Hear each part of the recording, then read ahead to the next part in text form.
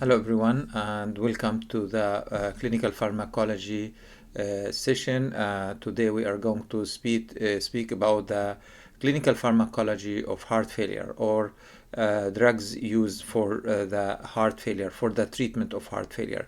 So this is important topic in clinical pharmacology when you talk about cardiovascular pharmacology or cardiovascular clinical pharmacology. We have several topics need to be covered. The first topic will be diuretic. The second one will be hypertension. Then we have heart failure, hyperlipidemia. Then we have cardiac arrhythmias. And at the end we have angina and myocardial infarction. So for the purposes of this lecture, we are going to cover the heart failure in this session today. But I believe we are going to be in person sometimes or virtual according to the maybe circumstances of our academic availability. Okay, let's get started. Okay, so as you can see here, our topic about drugs used for treatment of heart failure.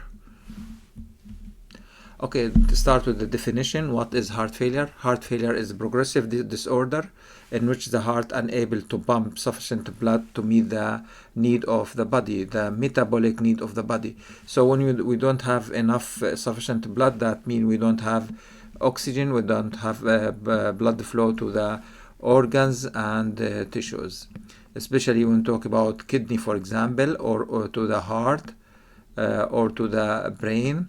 So if you don't have enough blood, there will be a big issue for this maybe important organs. The question now, what is the main cause, or what is the main cause of the heart failure? We have several causes in actually.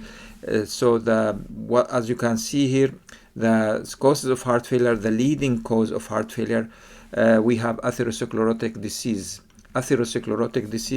Then we have hypertensive heart disease, valvular heart disease, and congenital heart disease. We are going to cover the atherosclerotic heart disease in separate lecture. Hypertensive need to be covered in details later on. Okay, the patient will come to refer to the clinic due to the signs and symptoms related to the dyspnea, fatigue, and fluid retention. Here we are talking about edema. This edema could be accumulate of fluid in the lower extremities, or a fluid in on the lung, or fluid in the abdomen. Okay, pathophysiology of heart failure.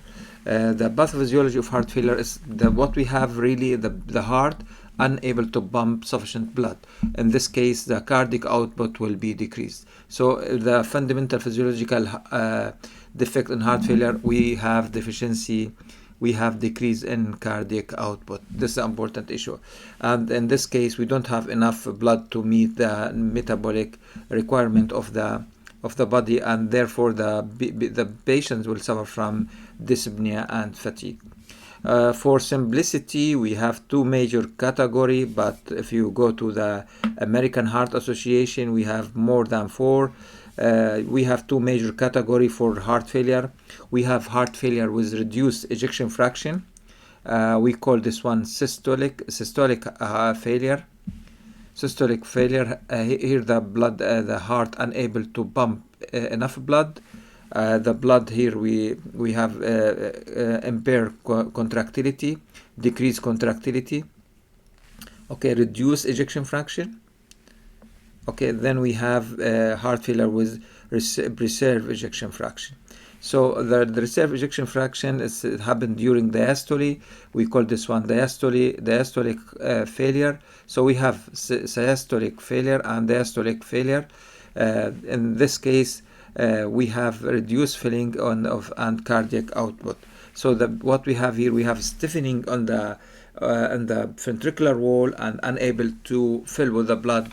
So the key word here with the diastolic failure, the heart unable to fill the ventricular with the blood. The main cause of heart failure in general we address it here with coronary artery disease. We talk about for example, angina, myocardial infarction, or cardiac arrhythmia. Okay, so what we have here, coronary artery disease, hypertension, the major causes of heart failure. As you can see here, according to the American Heart Association, we have two major category for heart failure with the reduced ejection fraction. The ejection fraction will be less or equal 40%. With the preserved ejection fraction, the situation here, the ejection fraction more or equal 50%. So we can go and discuss mild reduced ejection fraction and improve ejection fraction, but we need only to focus for the teaching purposes on two major type of heart failure: reduced ejection fraction, heart failure with reduced ejection fraction, and heart failure with preserved ejection fraction.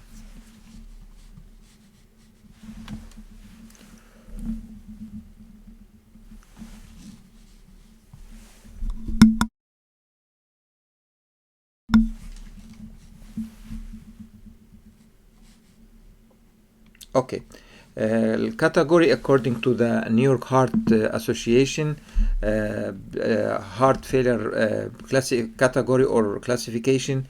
We have several category here. As you can see, we have 4 classes: class 1, 2, 3, and 4. We use this one to initiate our treatment. For example, class 1. The patient here, who's suffering from heart failure, maybe he has no limitation of physical activity. This patient lives normal life. Ordinary physical activity does not cause any fatigue or symptoms. Okay, here the patient with the class 1, patient live normal life, no limitation of physical activity. Moving to the class 2 heart failure, slight limitation of physical activity, comfortable at rest. Okay, here we have slight limitation. During physical activity or the ordinary physical activity may cause fatigue, palpitation, shortness of breath, and chest pain. So here the patient during the rest, they are comfortable. There is no symptoms. But during ordinary physical activity, patients suffer from symptoms here. Class 3, here what we have, the patient suffer from marked limitation of physical activity. They less than ordinary activity cause these symptoms here. So could be 1 or 2 steps, maybe jumping the stairs, they start suffering from the fatigue, palpitation, shortness of breath, and chest pain. So this is class 3. Class 4, here the patient suffer from symptoms at rest. Any physical activity causes further discomfort. So what we have here, number 1, no limitation of physical activity, a slight limitation of physical activity. Number 3, marked limitation of physical activity. Here the patient suffers some symptom at rest. So this one considered the worst type of heart failure. From this slide here, we need to remember that this category from New York Heart Association for the heart failure, class 1 to 4. Okay, another category coming from the American Heart Association and American College of Cardiology. They maybe classify heart failure according to the stage 1, B, C, and D.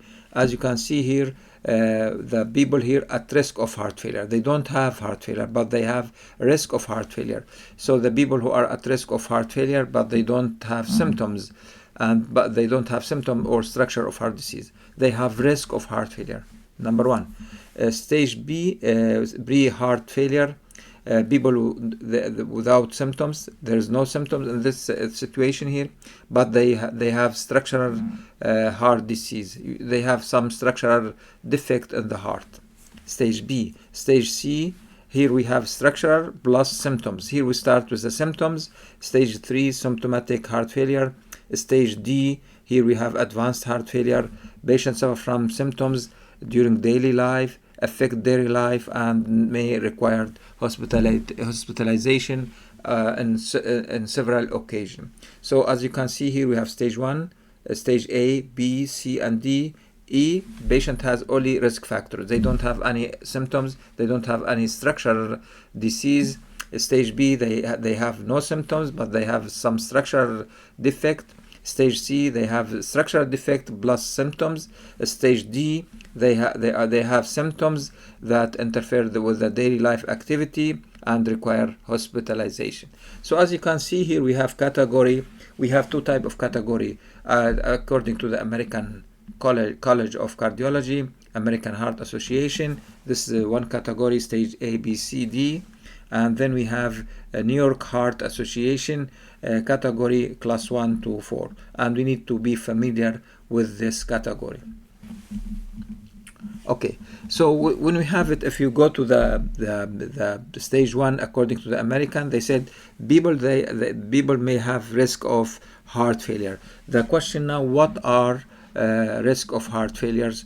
The risk of heart failures, we have it here summarized. Number 1, we have hypertension. If the patient suffers from hypertension, this patient will be at risk of heart failure. This may cause heart failure. Okay, the coronary artery disease. Here we talk about angina and myocardial infarction. Diabetes could be cause or risk factor for heart failure. Obesity could be risk factor for heart failure. Exposing to the cardiotoxic medication, cardiotoxic drugs could be maybe a reason for heart failure. Genetic variation for cardiomyopathy cause heart failure. Family history of cardiomyopathy also could be reason for heart failure. So as you can see here, we have risk factor. If we discover these risk factors, patient need to be treated. For example, we try to treat hypertension, coronary artery disease, diabetes, control diabetes, reduce weight, avoid cardiotoxic agents, and so on. Okay. So the case study here, as you can see, we have 55-year-old man experience exertional shortness of breath during camping trip. So this one during exercise. In the national park, he has 15 years history of uncontrolled hypertension. The breathlessness was combined by the sudden onset of swelling of the feet and lungs. We have edema here. You can see the symptoms. Patient suffer from fatigue. During clinical examination, he displays shortness of breath, mild shortness of breath while lying down, but felt better when sitting upright. His pulse is regular with a rate 100 beat per minute, blood pressure 165/100. The patient suffer from hypertension, uncontrolled hypertension. Listening to the lung, we have crackles on the lungs. Maybe we have some fluid accumulation in the lungs. And we have elevated jugular venous pressure. The patient suffer also from hepatomegaly, edema on the ankles and feet. Okay, echocardiogram reveal an enlarged, poorly contracting heart. So we have cardiomegaly, enlargement of the heart, ejection fraction 30%. Okay, the normal ejection fraction should be 60, and some textbook, the range they said between 50. The textbook they talk about 50 to 70% according to some references. So the patient here suffer from reduced ejection fraction. The diagnosis according to the heart failure with the reduced ejection fraction. Okay, the presumptive diagnosis is heart failure with reduced ejection fraction. So the question here, what is the stage of heart failure in this case? Is a stage, if you remember, we have class and we have stage. And when you talk about stage, we are speaking about New York heart failure classification. We have class 1, class 2, class 3, and class 4.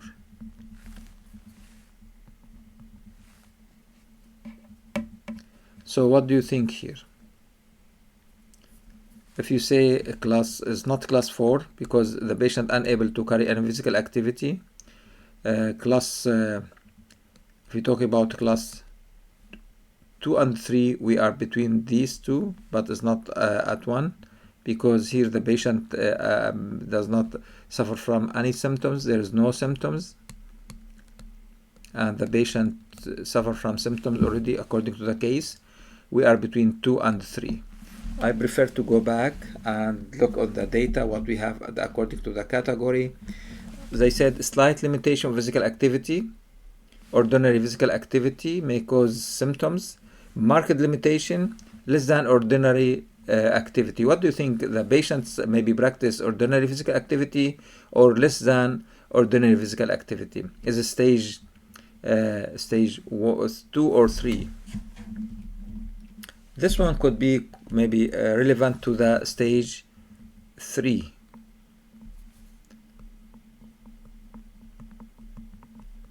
Okay, the situation here will be stage 3 heart failure. What is the treatment? What treatment is indicated in this case? The first medication will be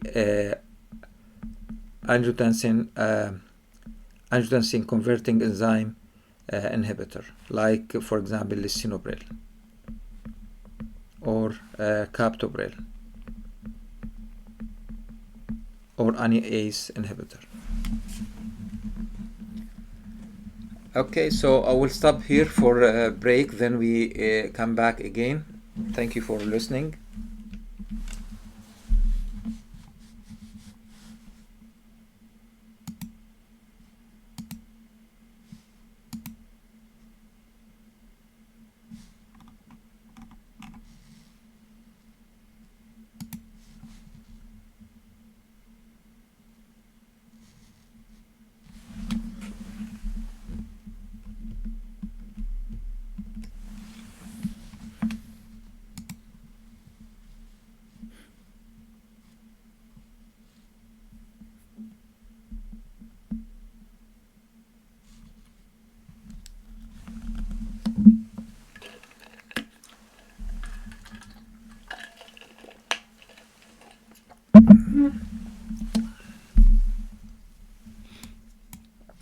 Hello everyone, we are going to continue our lecture about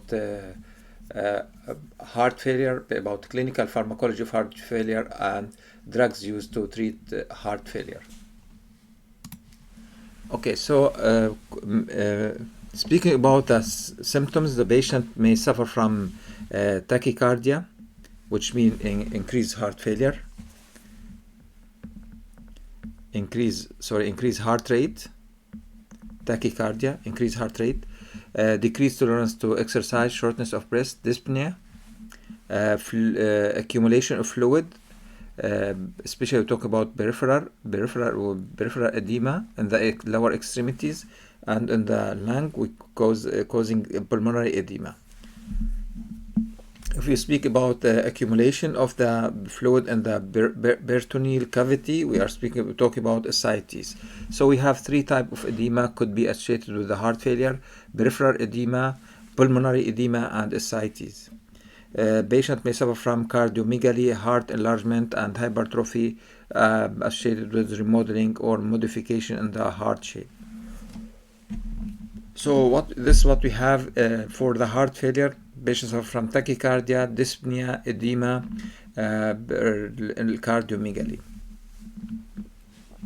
Here we have some link for the website that will give us some information.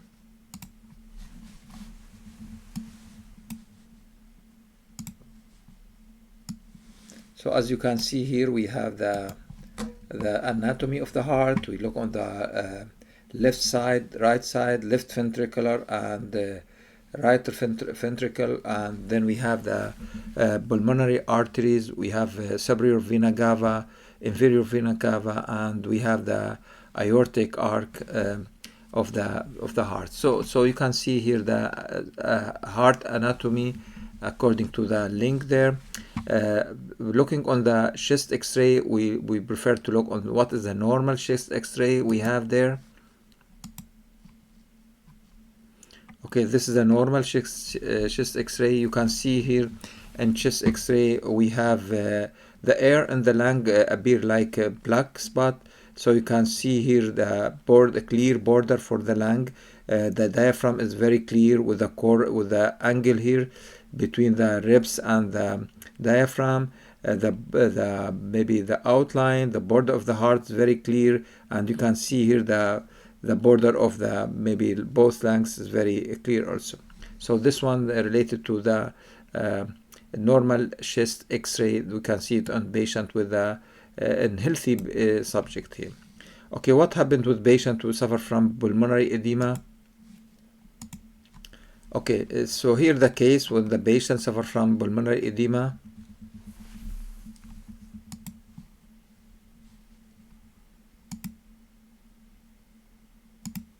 Let me go back again and click on the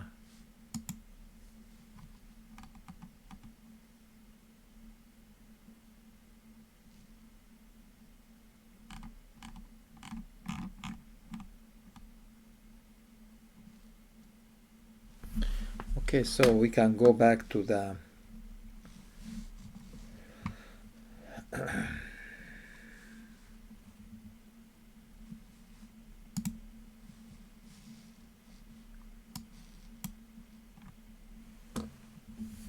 give me a second.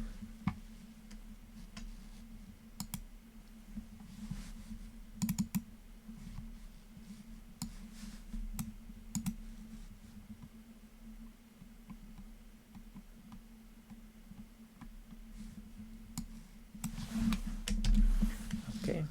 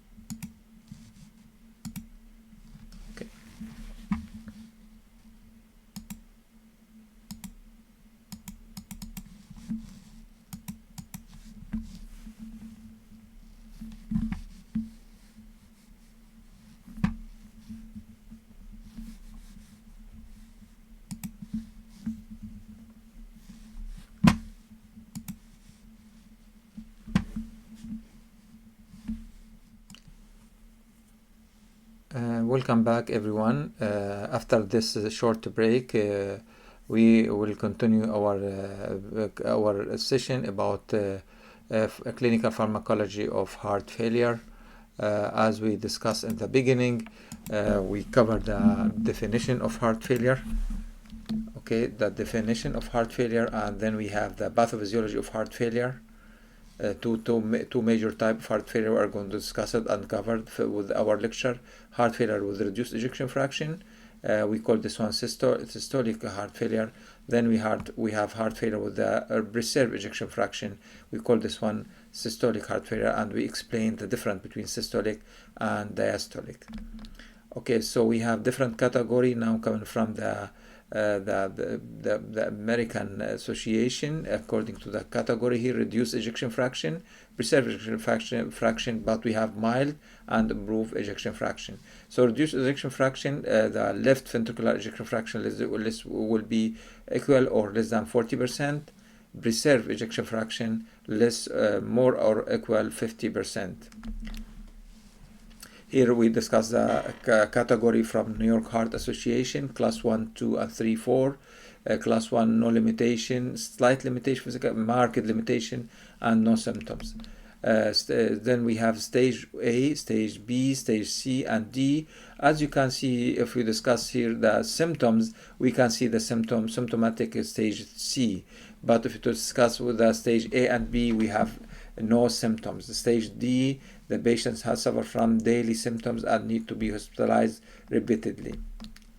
Okay, risk here. So as you can see here, we have C with the symptoms. When you go to this slide here, according to the slide, this one should be stage. If you go to the stage again, according to the American Heart Association, we have symptoms of heart failure. So the situation will be stage C here. And this will be maybe equivalent to the class 3, according to the New York Heart Association. Indicated treatment here, the drug of choice for treatment of heart failure, angiotensin-converting enzyme inhibitors. So we have list of medication. We are going to discuss it later on. Okay. Symptoms, we discuss the symptoms. Patient may come to the clinic suffer from tachycardia, dyspnea, peripheral edema, pulmonary edema, ascites. Looking on the chest x-ray, we are going to see the cardiomegaly on the chest x-ray.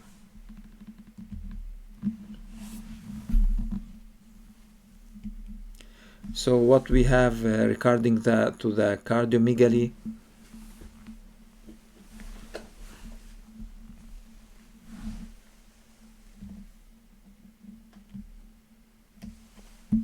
okay, so the chest x-ray,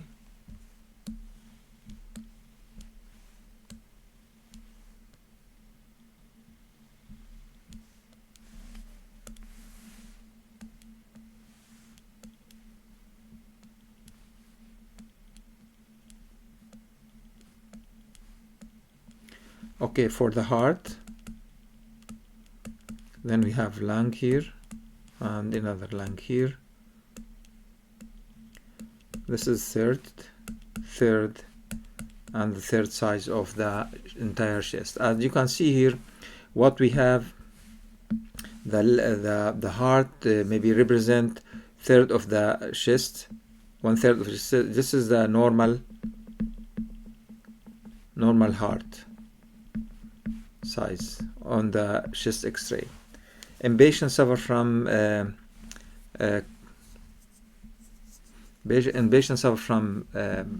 heart failure. When you look on the chest x-ray,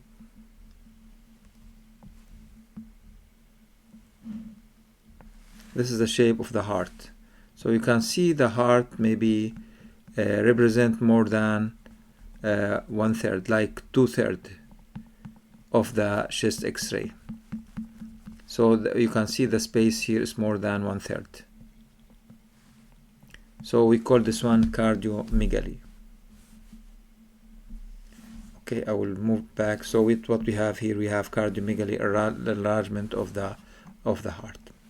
We have several links here. We recommend the student to see the link and look on the edema, pitting edema on the lower extremities, on pulmonary edema, normal chest x-ray, and be familiar with the heart anatomy according to your anatomy courses. Okay, so again, we need to understand the compensatory mechanism or consequences when we have heart failure. That mean the heart unable to pump enough blood to meet the demands. We need blood flow coming from the heart. We don't have enough blood flow due to the heart failure. When we have two types or two categories, we have systolic heart failure, diastolic heart failure. Systolic, here the heart unable to pump the blood. With the diastole, here the heart unable to fill out in the blood. Both of them, the end result for both of them, even for the systole or diastole, will be accumulation of the blood in the lung, and the patient here suffer from congestion in the lungs, and the patient here will be demonstrate congestive heart failure. So you can see now, you can see the situation here. We have heart failure, then we have accumulation of blood. Okay, and then we have this one will be represent like congestion in the lung, and this will lead to the heart failure. So we are in the we enter the something called vicious cycle, related to each other. Heart failure will lead to the congestion. Congestion will maybe aggravate the heart failure. Okay, speaking about compensatory mechanism for systolic heart failure, the stroke volume. And a student here should be familiar with this terminology. Stroke volume around 70. This is normal. Total volume of blood 120 milliliter.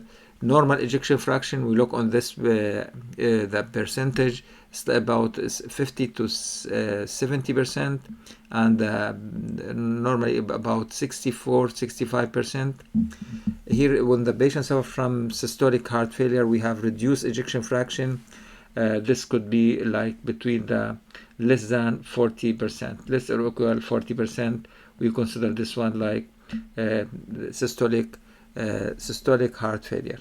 So you can see here the normal between 50-70, here the borderline 50-40 or 40-50. Then we have less than 40%.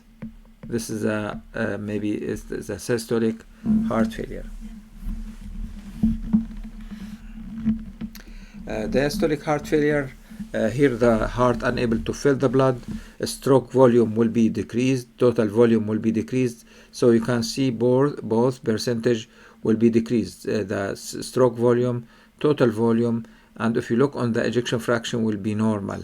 But what we have here, we have abnormal filling, we have decreased preload, and we need here to understand we have two terminology for the preload.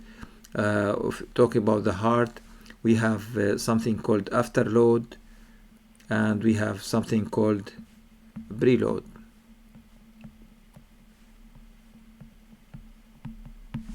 Okay, left side, right side. Okay, then we have pulmonary arteries here, pulmonary vein. Okay, so what we have here, we have the preload. This is represent left side of the heart. Preload will be decreased, okay, with the diastolic heart failure. Okay, looking what happened on the heart in patient with we need to understand this chart. It's very important to understand this chart. In patient with heart failure, the end point or the primary point for this patient will be decreased cardiac output. Decreased cardiac output will lead to the two things. Number one, activate sympathetic nervous system, and you are familiar with this one because you already covered autonomic nervous system. Okay, decreased cardiac output, activate sympathetic nervous system, and this one maybe happened through the something called baroreflex arc.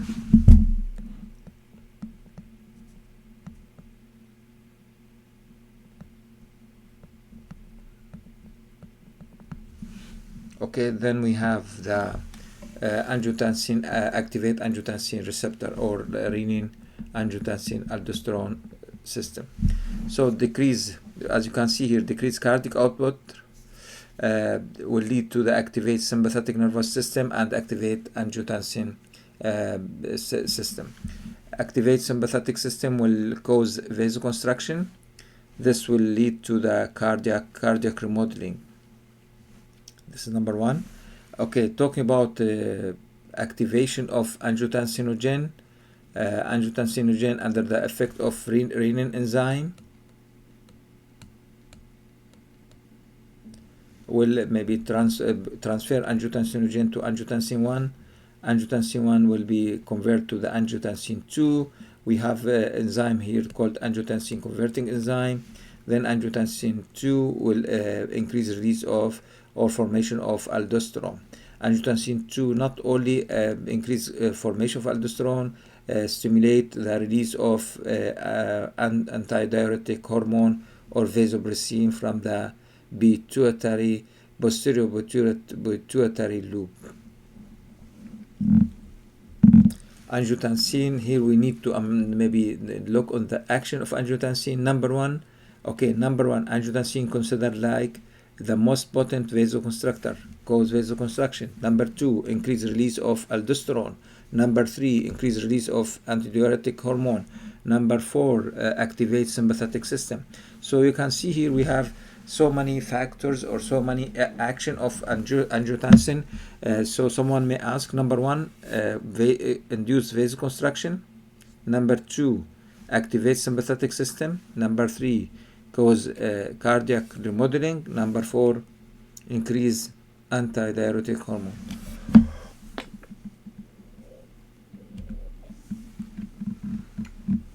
Compensatory mechanism in heart failure, as you can see from the previous slide.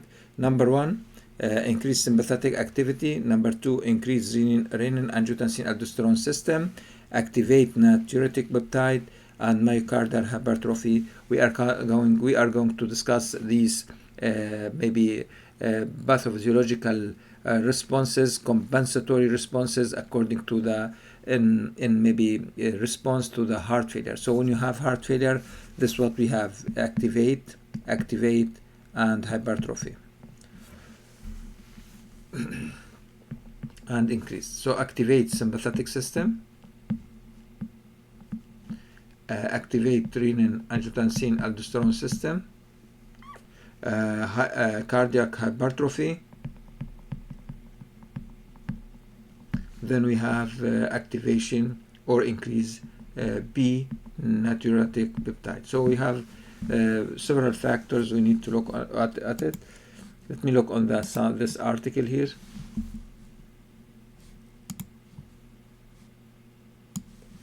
Okay, the purpose of this article only to show you what happened here. This is normal heart. Okay, this is a normal heart here.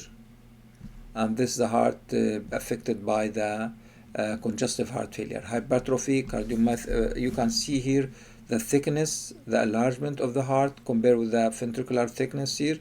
This is the normal thickness. You can see the chambers. Here the chamber is like smaller, and the thickness is like more thicker if you compare with the normal heart. This is hypertrophy cardiomyopathy. Okay, I will stop here for the break, then we'll come back again. Thank you so much. Discussed in the second part, but this is like fresh memory before we move to the next step. Okay, as you can see here in this chart, we have when we have heart failure, the cardiac output will be decreased. The cardiac output will be decreased. This will lead to the activate two system. The system number one will be sympathetic system, and system number 2 will be angiotensinogen. So we have two systems will be activated here. We need to remember these two systems when we have heart failure. Activates sympathetic nervous system and activate angiotensin system. Activate sympathetic system here, that means it's activated beta receptor, especially beta 1 receptor, and activate alpha 1 receptor. And the result will be vasoconstriction. Of course, beta 1 receptor will lead to the tachycardia and stimulate the heart. Speaking about alpha 1 receptor and epinephrine, norepinephrine, the result will be vasoconstriction. And what we have vasoconstriction, talking about the angiotensin receptor and the activate of sympathetic system and decrease cardiac output. Two system, because we have in the renal system we have B1 receptor, beta 1 adrenergic receptors. So we have two pathways to stimulate angiotensinogen. Number 1, we have B1 beta 1 adrenergic receptor stimulate release of renin, and cardiac output, decrease cardiac output, stimulate this pathway, renin-angiotensin-aldosterone receptor. Renin-angiotensin-aldosterone system will be activated. That means the angiotensin 2 will be increased. Angiotensin 2 has 4 main action. Number 1, angiotensin 2 considered like most potent vasoconstrictor, like epinephrine. So the result will be vasoconstriction. Number 1. Number 2, this is number 1. Number 2 will be increased release of aldosterone. Increased release of aldosterone, we know that this will lead to the sodium and water retention. This is important point, sodium and water retention. Good. So what happened there? This is number 2. This is the consequences 2-1. Okay, number 3, stimulate secretion of antidiuretic hormone from the posterior pituitary. And number 4, affect the cardiac remodeling. So you can see here the entire system will be activated, sympathetic system and renal system, and the end result will be causing cardiac remodeling, number 1, retain sodium and water, and increase cardiac filling pressure. The end result here, this will be reflect on the decreased cardiac output. So we have this vicious cycles. We have it here. We'll move to the next slide. I will repeat. The compensatory mechanism include activate sympathetic system, activate renin system, activate natriuretic peptide, especially B natriuretic peptide, and then we have myocardial hypertrophy. We discussed it on the slide before. When you click on this link and we look on the link here, and we are going to see the myocardial hypertrophy. I'll bring the screen for us here to see what we have. Okay, you can see here with this pointer here. So this is the normal heart. This is the heart suffer from cardiomyopathy or hypertrophy. You can see the thickness of the ventricular, and we have small chambers. Okay, I will close this one. Okay, moving to the next part. So now we have target. Our target will be the following. Number 1, our target for treatment of heart failure will be sympathetic system. Okay, this is our target, number 1. Number 2, maybe you are going to tell me that renin-angiotensin-aldosterone system could be the angiotensin-converting enzyme, or could be the ARBs, angiotensin receptor. So this is our target. For this reason here, we are going to use, for example, some medication to inhibit this mediators. Number 3, B natriuretic peptide. So we have the 3 targets here.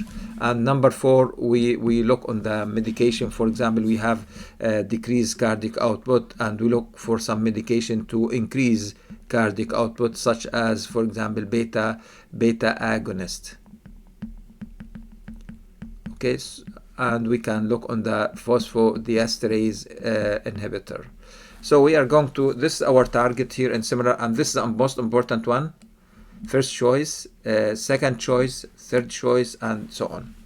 We start talking about, we are going to start talking about natriuretic peptide, and the most important one, we have 3 types, but the most important natriuretic peptide, B natriuretic peptide. B stands for brain, but this mediator released from the ventricles from the heart. Okay, primarily found in the heart. That's great. And this mediators release in response to the stretch and volume overload. So when you have overload in the heart failure, we have 2 things. We have increase afterload, and we have increase preload. So when you have overload, volume overload, the BNB will be released. So the BNB will be released as compensatory mechanism. Okay, so what happened there? This mediator cause vasodilation. This is important effect for the BNB, vasodilation as compensatory mechanism, and the sodium diuresis, natriuresis. That mean increased excretion of sodium, natriuresis. Okay, when you do the blood test for the patient with the suspicion of heart failure, when the BNP more than 100 is a diagnostic for the heart failure. So this one could be one steps for diagnostic of heart failure. For diagnostic, we go with the clinical symptoms.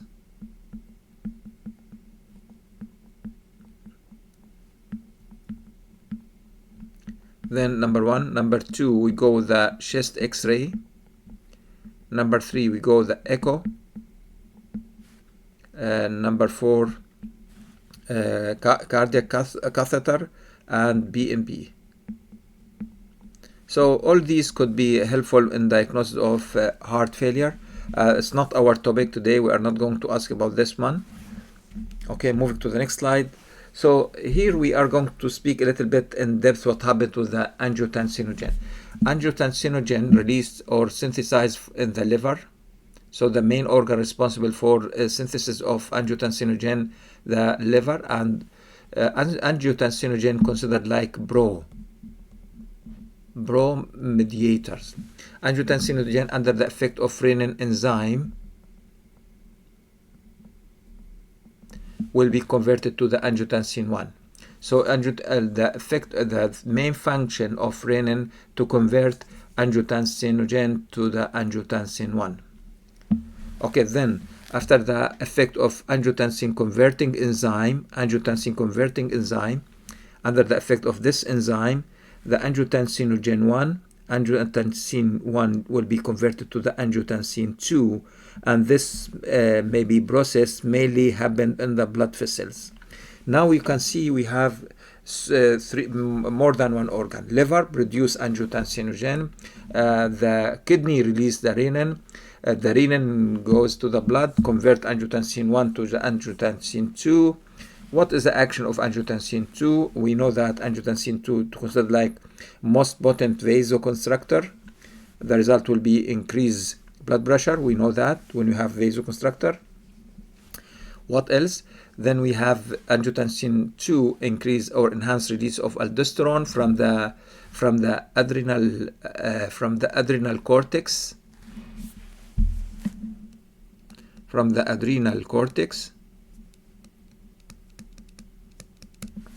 Okay, and this will lead to the retain sodium and water. If you speak about sodium and water, that means we have increased blood flow or blood volume.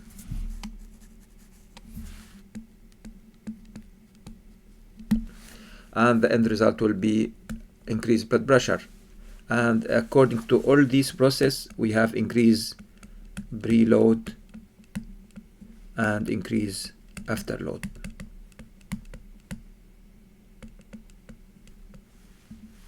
And this will aggravate heart failure, increase worsening of the heart failure. Okay, so this chart here, like repeated chart, we have seen this one before, but the purpose of this chart, the main purpose of this chart, to look on the drug action. Our medication used for heart failure. Number one for this group of medication will be angiotensin converting enzyme. Number 1, class 1 medication, class 1 and 2. So for class 1 and 2 and 3 could be used this medication, angiotensin converting enzyme. What about class ARBs, angiotensin receptor blockers? Okay, could be used as alternative in patients that may be intolerant to the angiotensin converting enzyme. So if the patient suffer from intolerance of angiotensin converting enzyme, the alternative will be ARBs. We have spironolactone, and maybe the advantages for all these you can see there.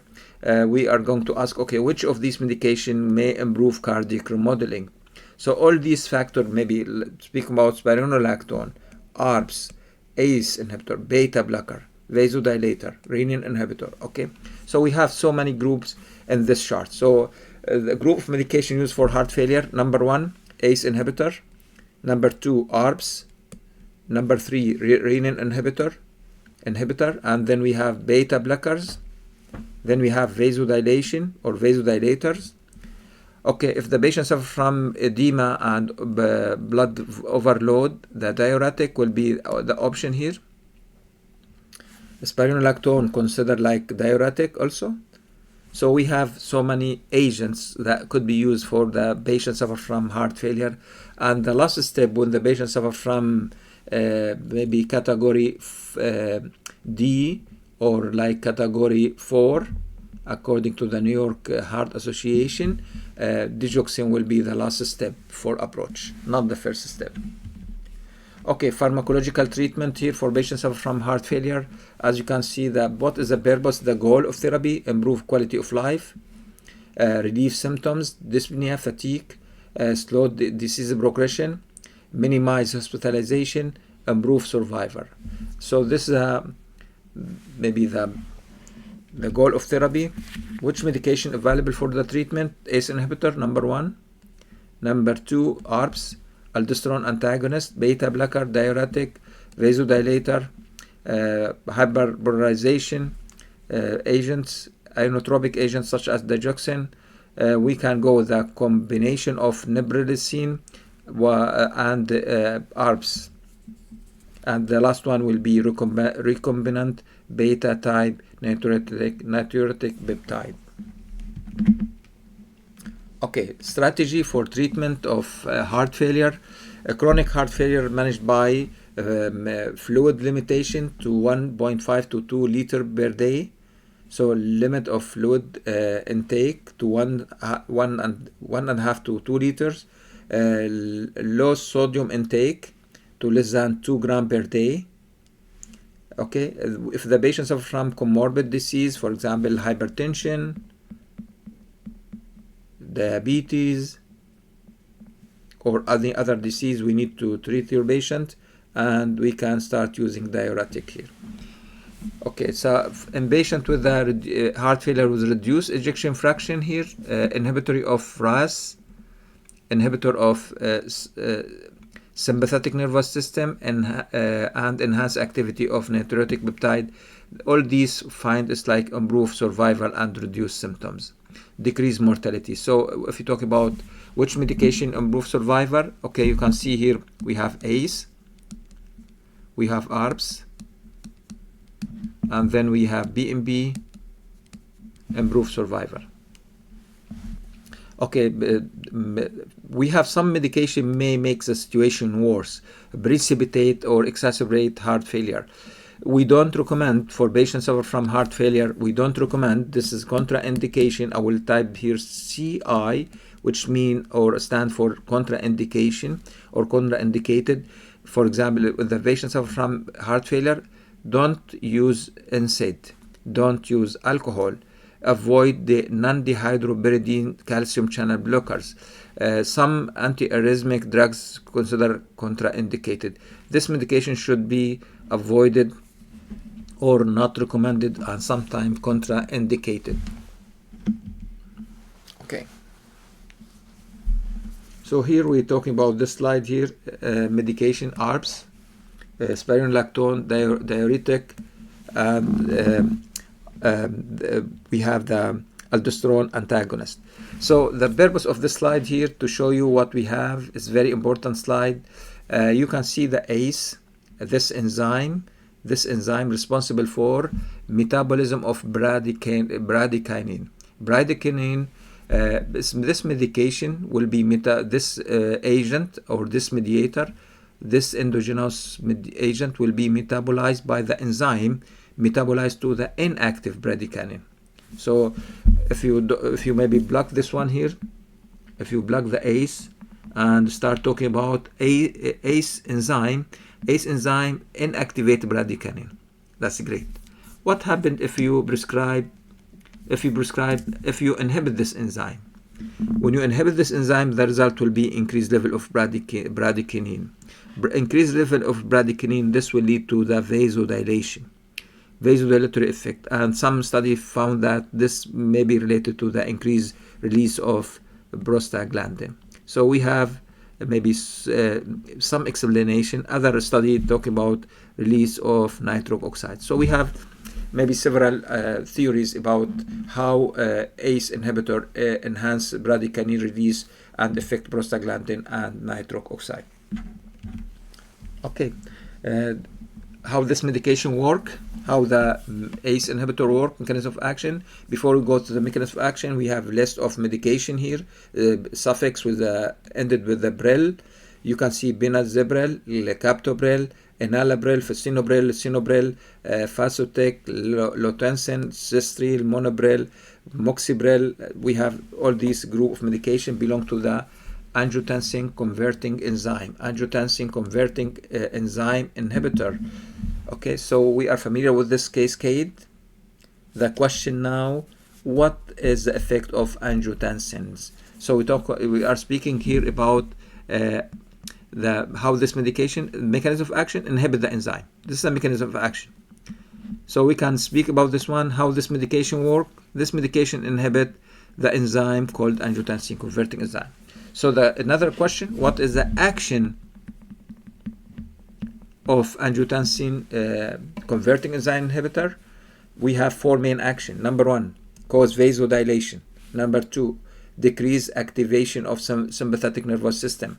Number three, decrease aldosterone, and this will lead to the decreased sodium and water retention. And number three, increase bradykinin, which cause vasodilation. The end result, if you talk about heart failure, decrease preload and afterload. In this case, that will lead to the maybe improve cardiac function.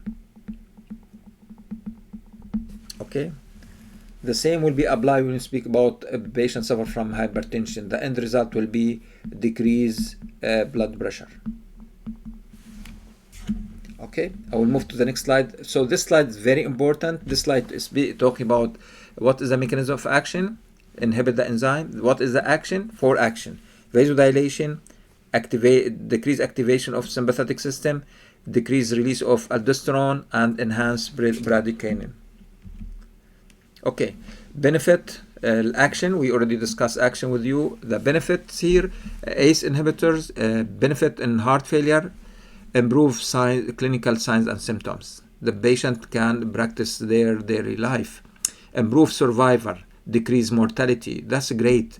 Improve survivor and decrease mortality, because this disease, heart failure, is considered like a progressive disease.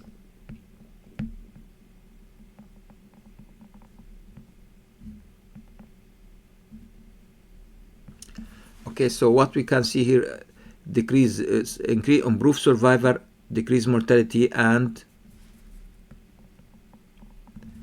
what else? Decrease afterload, preload, decrease hospitalization, improve function, and prevent remodeling. So all these maybe the great benefit from the ACE inhibitor, and for this reason, this is considered like a drug of choice in patient with a heart failure.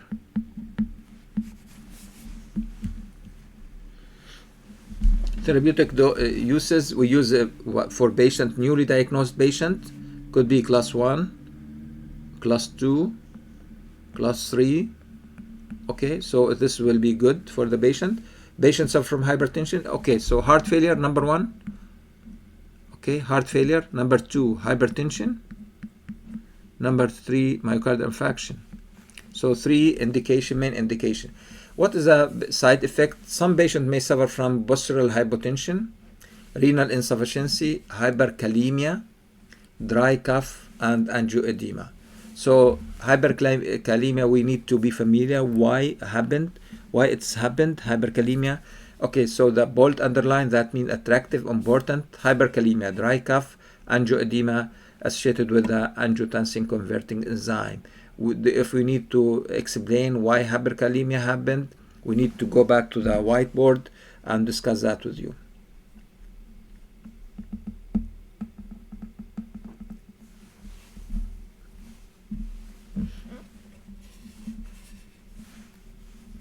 Okay, so when we have the angiotensin converting enzyme, this enzyme responsible for converting of angiotensin 1 to angiotensin 2,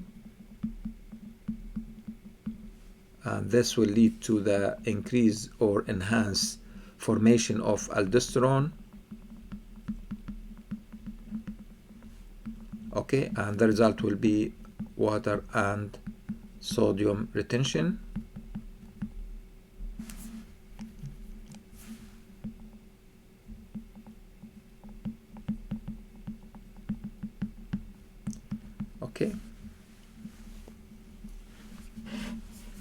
So the effect of aldosterone, not only sodium and water retention, two effect. So the second one, here we have retain sodium and water and increase excretion of potassium. So this is the function of aldosterone. So if you are with me in this process now, that's great. So now we prescribe, for example, angiotensin-converting enzyme inhibitor. Let me say we prescribe lisinopril to your patient. Lisinopril inhibit angiotensin, and the result will be decrease or inhibit aldosterone.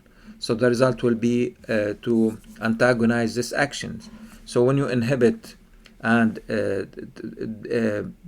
decrease aldosterone, the result will be the opposite here under the effect of this. So what the result will be, and water and sodium increase water and sodium excretion and potassium retention. So the situation here, the patient will suffer from, if the patient, maybe some patients suffer from hyperkalemia. Okay, does that make sense for us? So this is the reason why we explain what happened under the effect of ACE inhibitor, why some patient may suffer from hyperkalemia. We know that this is related to the maybe antagonized effect on the aldosterone. Dry cough and angioedema, this is related to the increased level of bradykinin.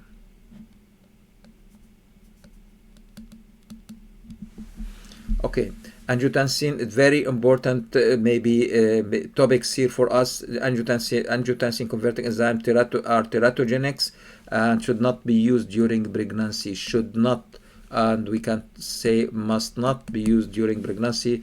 It's contraindicated, severe contraindicated during pregnancy.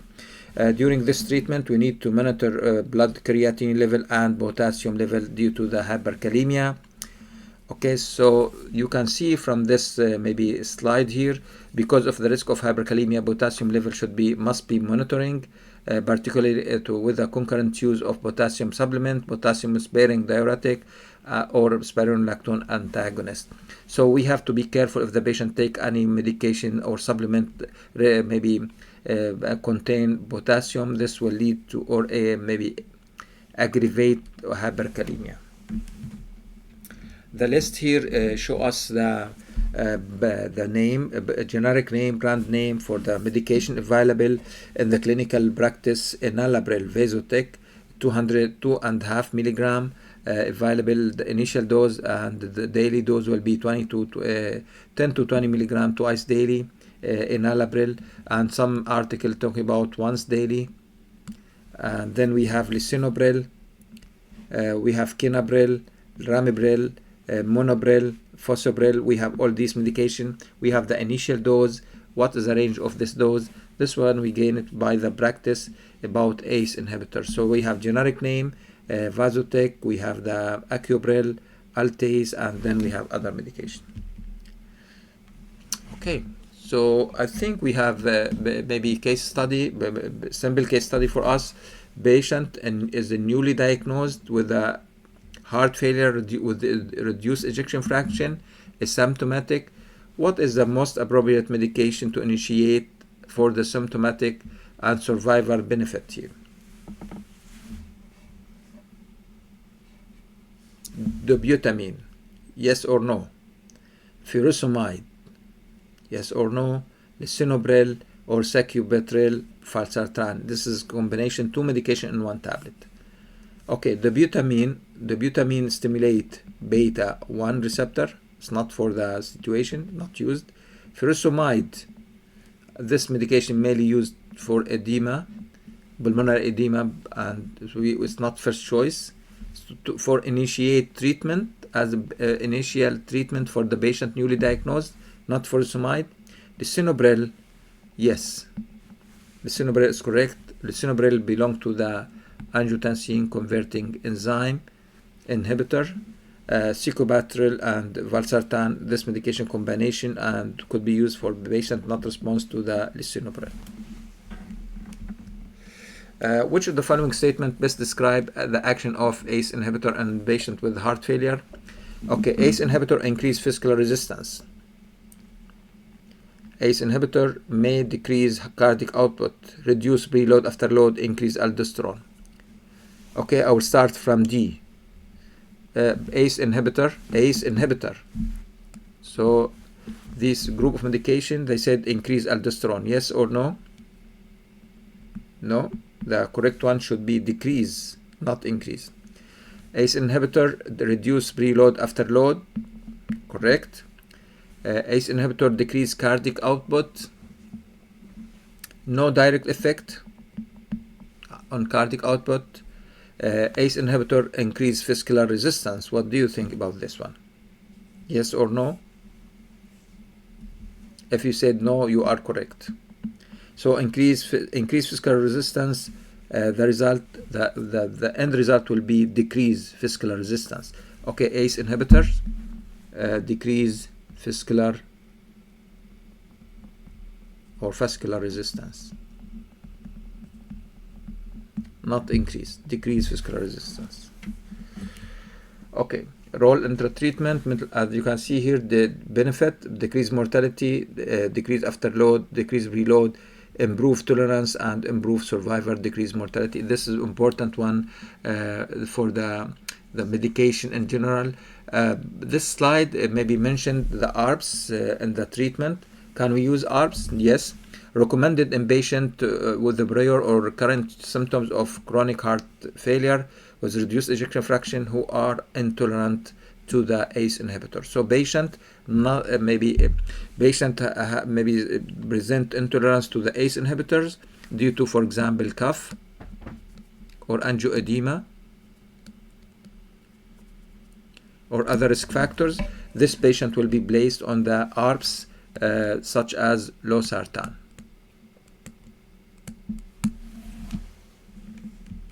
Okay.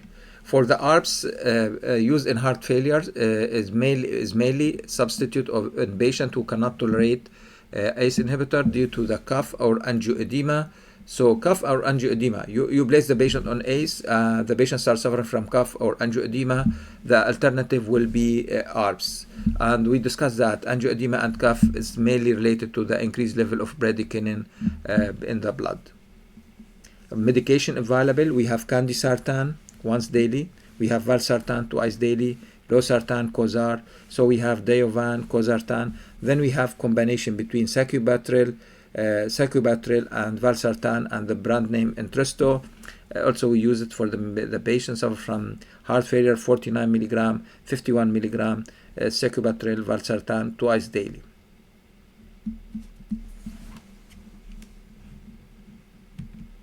Okay, we are going to stop here for a break, then we come back. Thank you so much. Okay, welcome back everyone. We will continue our lecture about clinical pharmacology and drug used for heart failure.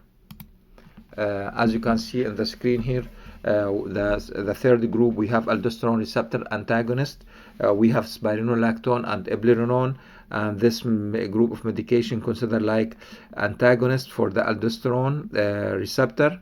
So this one considered like mineral adrenal corticosteroid receptor antagonist or mineral receptor antagonist instead of this one here. This medication this group of medication include spironolactone and eplerenone, two medication. And now we have another maybe medication new in the market. We call this one Kerendia or Finrenone. We're going to speak about that later on. This medication block the mineral corticoids receptor and prevent salt retention. That means increase excretion of sodium in the urine. That's good. And prevent myocardial hypertrophy and prevent hypokalemia. Please remember that prevent salt retention, prevent myocardial hypertrophy and hypokalemia.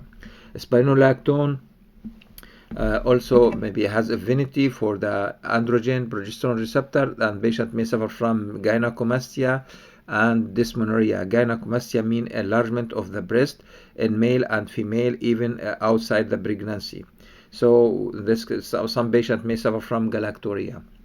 Aldosterone antagonist indicated in patient with patient with symptoms of heart failure with reduced ejection fraction and heart failure with reduced ejection fraction and recent myocardial infarction. So we have two cases: symptomatic, reduced ejection fraction, symptomatic, and recent myocardial infarction. Okay, so spironolactone here from this slide, I will clean this one here to discuss it with you together and we look what we have. Okay, so what we have so far, spironolactone benefits. We talk about the beneficial effect of spironolactone in patients with heart failure. How is spironolactone beneficial in heart failure? Number one, promote potassium secretion. What do you think? Yes or no? Act as aldosterone agonist, prevent cardiac hypertrophy, decrease blood glucose. Which one is correct? I will start with D. If you say it's not correct, I agree with you. Prevent cardiac hypertrophy, correct. Act as aldosterone antagonist, it's not correct. Promote potassium secretion, it's not correct. So the correct answer here, prevent cardiac hypertrophy. What is the correct statement here? If you like to correct the statement here, spironolactone considered like antagonist.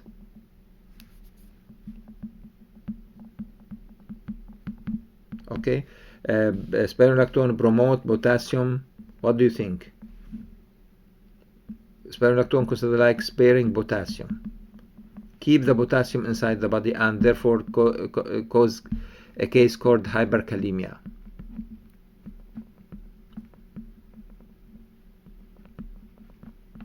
Increased level of potassium in the blood. Okay, and we have to be careful in this one. This medication cause hyperkalemia. We have, so spironolactone cause hyperkalemia. ACE inhibitor medication cause hyperkalemia.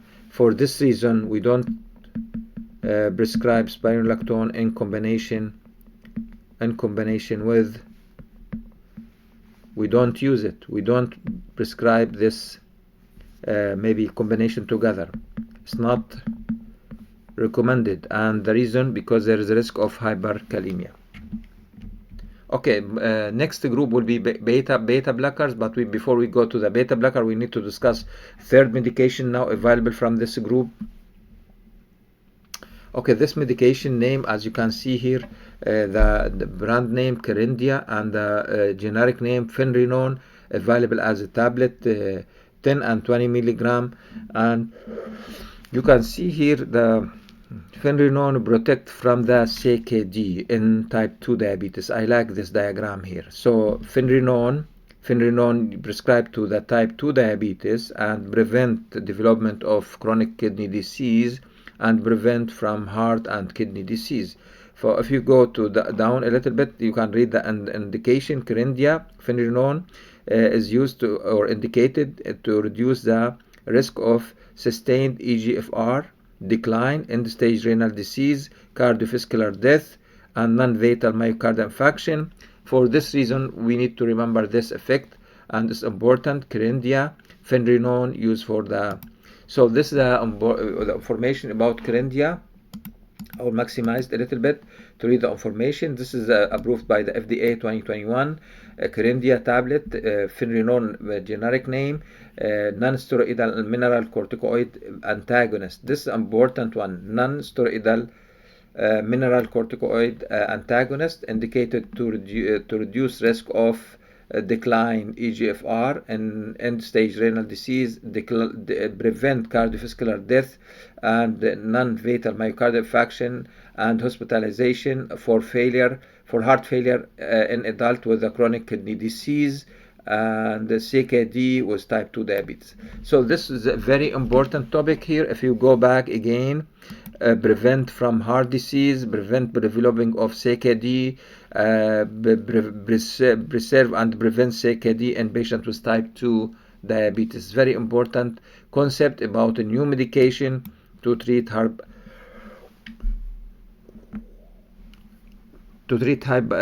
failure. Okay.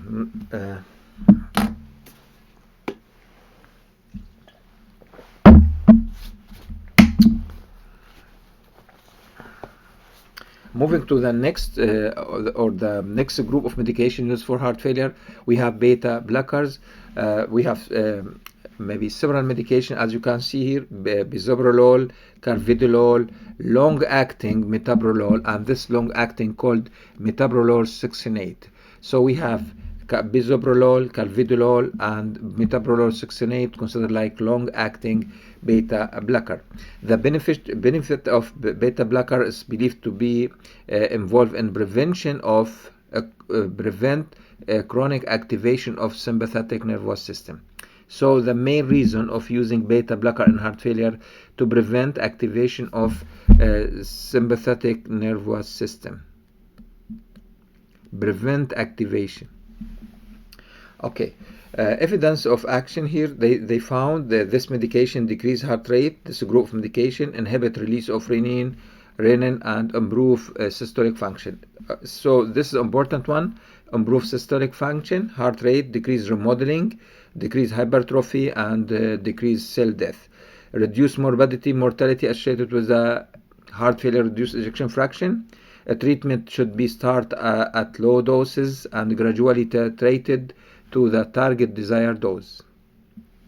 Okay, beta blocker is recommended for all patients with a chronic stable heart failure, reduced ejection fraction.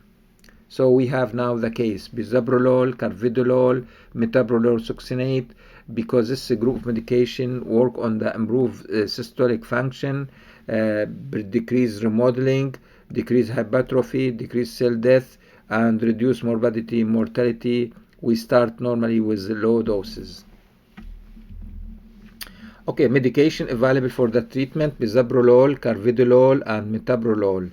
Bisoprolol, Zibetta, and we have the 125 milligram once daily. Then we have carvedilol, Coric, 125 twice daily.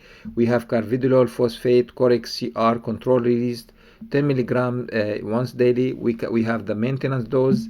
We can arrive the patient from 10. We can escalate the dose to the 80, as you can see here.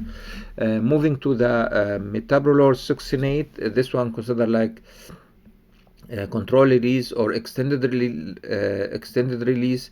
Toberol, 12 and a half milligram, and could arrive to the 200 milligram once daily. Do we need to differentiate between these group of medications? Yes.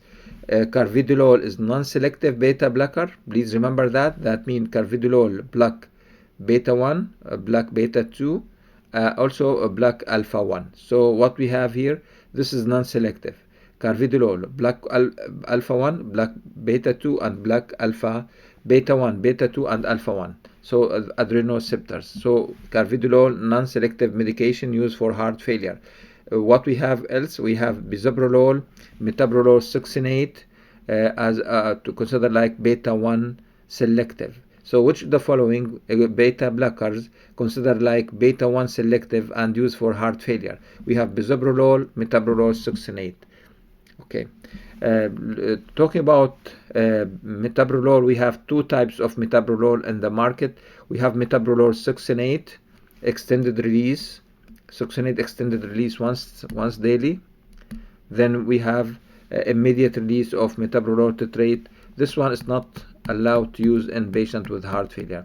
This is a medication. We have the study on heart failure here. This is not allowed. This is a correct metoprolol succinate. Okay, beta blocker. Now we have the question here. Beta blocker improve cardiac function in heart failure by improve function of heart failure by decreasing cardiac remodeling, increasing heart rate, increasing renin release, or activating norepinephrine. So beta blocker inhibit norepinephrine. It's not correct. Beta blocker inhibit release of renin. It's not correct. Beta blocker decrease heart rate. Decrease heart rate. This one is not correct. Beta blocker, they found decrease cardiac remodeling. This is correct. So according to this ABCD, the correct answer for beta blocker improve cardiac remodeling. But we can add something else here. We can switch this maybe to say beta blocker decrease heart rate, beta blocker inhibit renin, or decrease renin, decrease norepinephrine release. So far we are so good. Now moving to the next slide, we have another case study here. Patient here, 70-year-old woman with a heart failure ejection fraction, has heart failure ejection fraction and hypertension. She is on lisinopril and metoprolol tartrate. She feels well and has no cough, shortness of breath, or edema. Which of the following change is the most appropriate for her therapy? Okay, initiate digoxin. What do you think? Change lisinopril to losartan. Initiate Ivabradine. Change metoprolol tartrate to the metoprolol succinate. Initiate digoxin is not correct because digoxin considered for the stage D or class 4. Okay, change lisinopril to losartan. No need because we don't have cough or any angioedema, for example.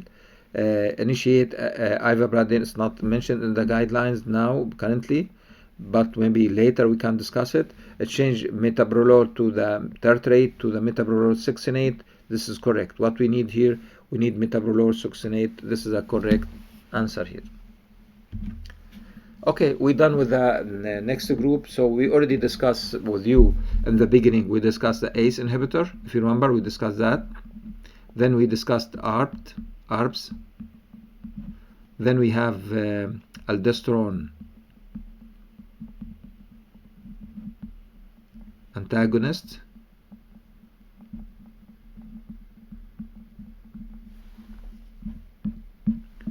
Then we discuss beta blockers. Now the next we have diuretic.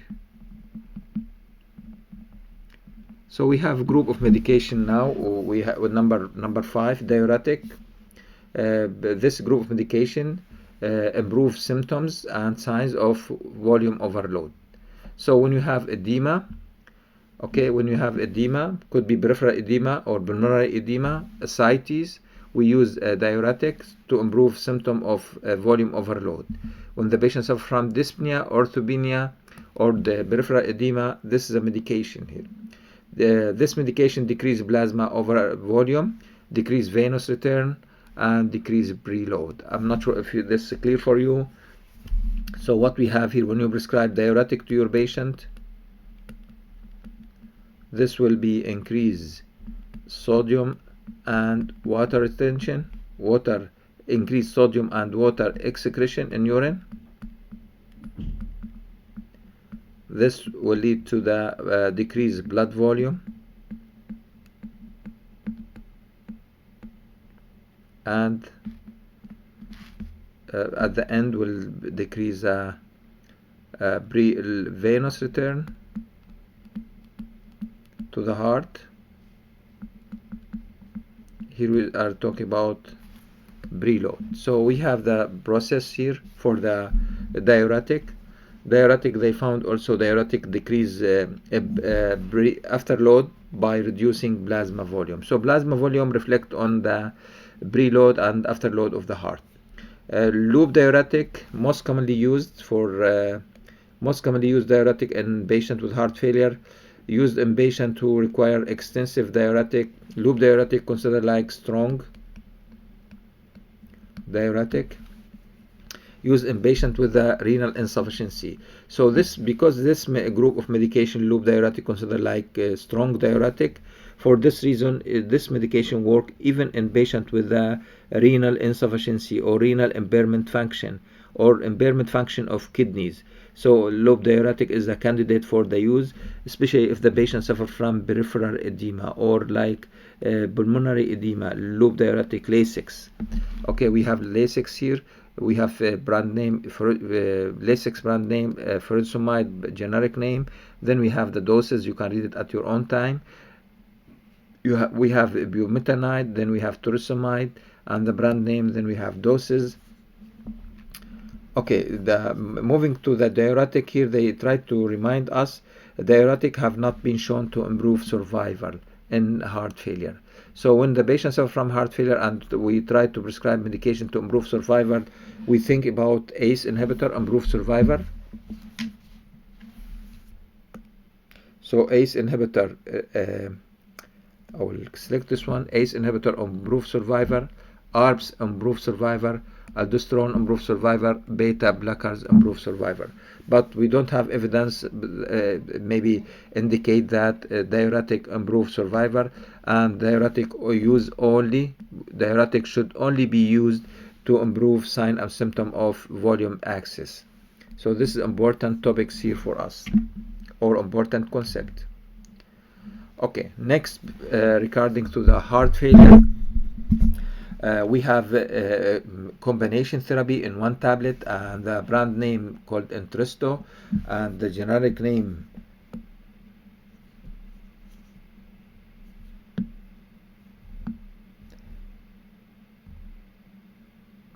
the generic brand name Entresto, and generic name is considered like combination between valsartan and sacubitril. Valsartan belong to the ARBs, and sacubitril is medication work on the enzyme called neprilysin enzyme. Okay, so the sacubitril inhibit the neprilysin enzyme. This enzyme responsible for breakdown of B natriuretic peptide, BMP peptide. So what we have here, neprilysin. This is what we have in our body, inhibit or neprilysin, not activate, deactivate BMP. I will type here deactivate. Metabolism, metabolized. So neprilysin metabolizes the BMP. This is a mechanism here. Sacubitril, our medication here, inhibit this enzyme, inhibit neprilysin. What happens to the BMP? This will increase in our body. When the BMP increase, the result will be vasodilation and increased excretion of sodium. Okay. Therapeutic use. Now we move to the therapeutic use. This medication considered like angiotensin receptor neprilysin inhibitor, and we abbreviate this one as ARNI, ARNI, sacubitril valsartan, and the brand name Entresto. This medication used for this medication group of medication used as a replacement for ACE inhibitors or ARBs in patient with a heart failure reduced ejection fraction who remain symptomatic. So you have the patients are from heart failure. You prescribe lisinopril, enalapril, or candesartan, valsartan, but the patient does not improve. The patient still having symptoms. Instead of you are using the optimal dose for the medication, even for beta blocker or ARBs. The indication here to switch your patient to the Entresto. So when the symptom does not improve, the alternative will be Entresto.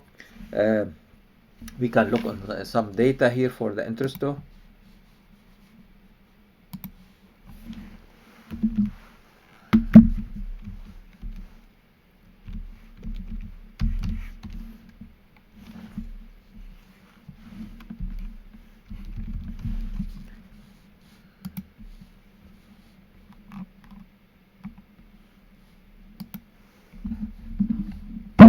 Okay, maximize the screen a little bit.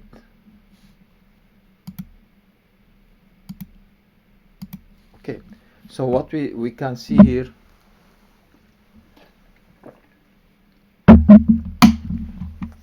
Okay, so what we can see here, this medication approved 2015 by the FDA, Entresto, sacubitril, valsartan, the indication for use.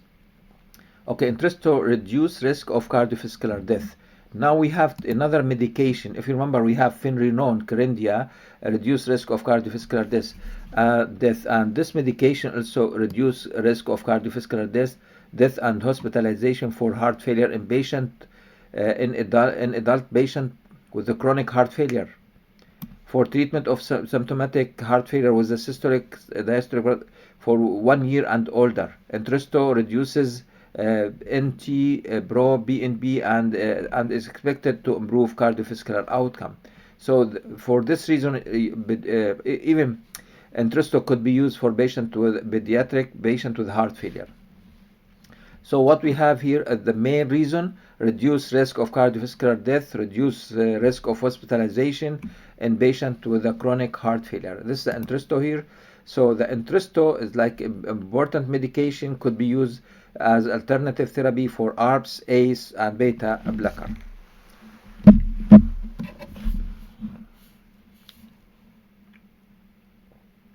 Okay, adverse effect for Entresto, adverse effect related to the bradykinin level may increase, angioedema may occur. Contraindication here, patient with a history of hereditary angioedema, angioedema associated with the ACE inhibitor or ARBs. So if you have history of angioedema or like personal history of angioedema, it's considered like contraindicated. To minimize the risk of angioedema, ACE inhibitor must be stopped 36 hours prior starting sacubitril and valsartan, starting the Entresto. Okay, so now we have maybe clear concept. The patient is already on lisinopril or enalapril or olmesartan, but the patient still symptomatic, still suffer from symptoms. You need to switch the patient to the Entresto, but we need to stop this medication 36 hours before switch your patient. Okay, 36 hours before you switch to your patient to the Entresto to avoid risk of angioedema. Okay, this is Entresto again, neprilysin inhibitors. This way you can use this one as maybe a guidance for us, but what we need here, we look on the screen here. Entresto inhibit neprilysin, increase natriuresis, that means increase excretion of sodium, cause diuresis, vasodilation, and inhibit myocardial fibrosis. The effect of combination will be decrease afterload and preload, decrease myocardial fibrosis, and improve survival. This is important topics for us, and improve clinical signs and symptoms. So for this reason, they said this medication decrease risk of cardiovascular death. So this is an important concept for the Entresto, sacubitril, and valsartan. Again, Entresto here from the website of Entresto, you can see this medication is approved for the patient to reduce risk of cardiovascular death and hospitalization for adult patient with a chronic heart failure. Okay, this is a prescription for the Entresto that maybe present or demonstrate the indication for this medication. Okay, now we have case study. 75-year-old white man with heart failure with reduced ejection fraction, reports stable heart failure symptoms. His current drug therapy include optimal dose of enalapril, carvedilol, spironolactone. So the patient on 3 medication. He is already on ACE inhibitor.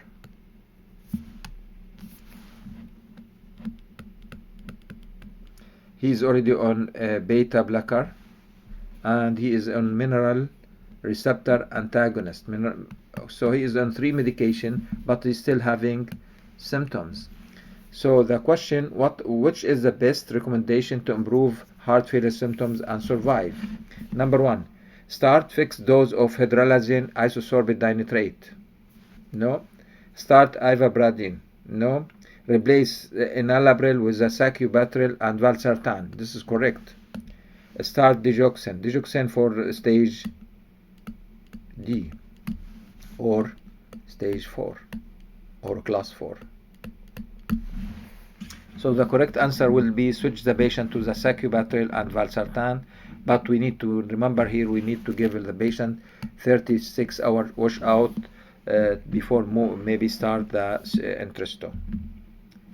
Okay, so next we have the HCN channel blockers. HCN Ivabradine. Ivabradine is the only medication approved from this class of medication, group of medication. Ivabradine work on the channel called IF and the SA node in the heart and decrease heart rate. That's great. So the main mechanism of action, this Ivabradine, the Corlanor work on the IV node and decrease heart rate. So Ivabradine decrease heart rate. No effect on contractility, no effect on AV conduction or ventricular reverberations or blood pressure. The main action for Ivabradine decrease heart rate. Okay, and that means decrease oxygen consumption and decrease heartbeat. Okay, in patients with heart failure with ejection fraction, slower heart rate, increase stroke volume, and improve symptoms. That's great. Stroke volume symptoms. I'm not sure about survival. Talk about what HCN mean. HCN stand for hyperpolarization activated cyclic nucleotide gated channels, and this one available in the SA node in the heart and decrease heart rate, and the generic name Ivabradine and the brand name Corlanor. Cor stand for the heart, pulmonary, for example. Therapeutic uses for this medication for patients with a heart failure with a reduced ejection fraction, improve symptoms, but here we use it only in patients with a heart rate above 70 beats per minute. This is important things, and otherwise it's considered like contraindicated. This medication may cause bradycardia, yes, because of decreased heart rate. This medication carries the risk of atrial fibrillation. This medication may cause transient enhanced brightness and related to the inhibit of similar channels in the eye and cause luminous phenomena. And they found if you decrease the dose, the patient will be improved. So affect the eye by causing luminous phenomena, bradycardia and atrial fibrillation. This medication not used during pregnancy or breastfeeding. If the patient suffers from advanced heart block, we don't use it. We don't have enough heartbeat, therefore we don't use this medication when you have heart block. We don't use it with any potent 3A4 inhibitor, Ivabradine.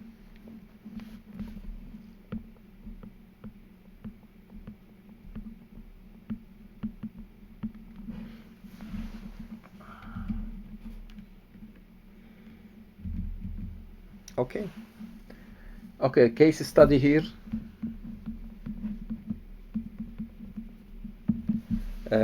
Patient PH, patient 52 old African American woman has heart failure, reduced ejection fraction. She is seen in the clinic today reporting heart failure symptom, but is having occasional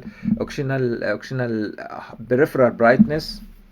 Otherwise vision is unchanged. Current medication regimen includes sacubitril valsartan, carvedilol, hydralazine isosorbate dinitrate, Ivabradine, bumetanate.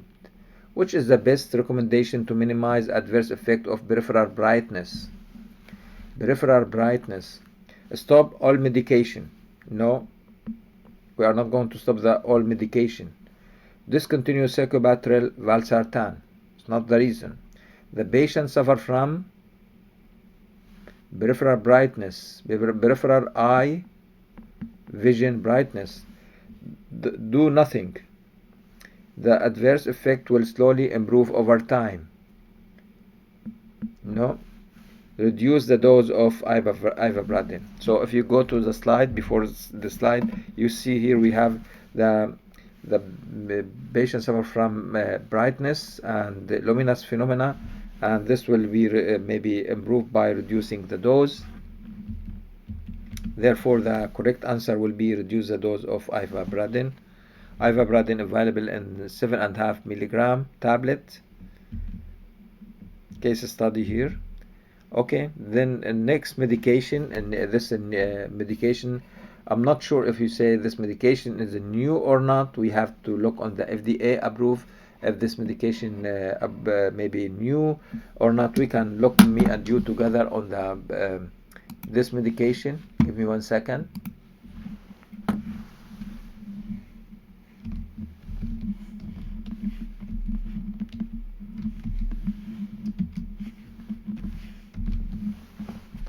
Okay.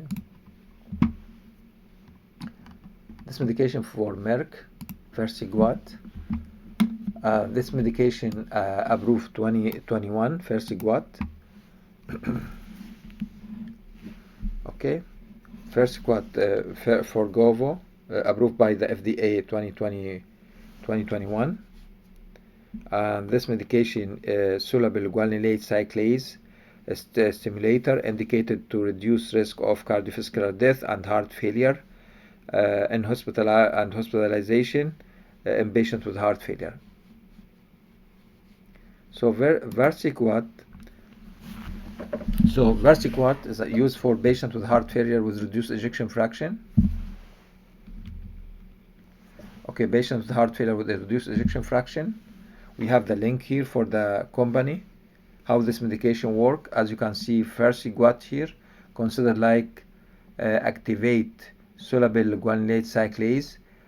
At the end result will be improved cyclic GMP, and the result will be vasodilation, decrease inflammation, decrease fibrosis, increase blood flow, decrease inflammation in the heart, decrease fibrosis, and decrease hypertrophy. For this reason, this medication decrease risk of cardiovascular death. I think we have it there. I prefer to go to the image again, where we have it. Okay, this medication used to reduce risk of cardiovascular death and heart failure hospitalization. So we have now in this discussion, we have 3 medication decrease cardiovascular death and heart failure: Vericiguat, Finerenone, and Tristo. 3 medication decrease cardiovascular death.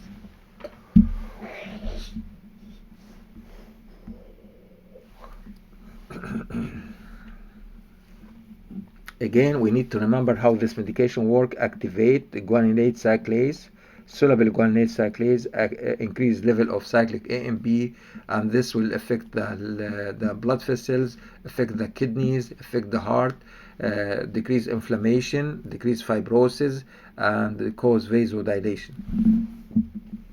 Okay.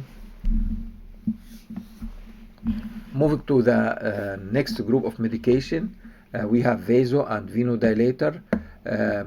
What we have here from the name, they said we have 2 medication here in the slide. The first medication, nitrate, and the second medication, hydralazine.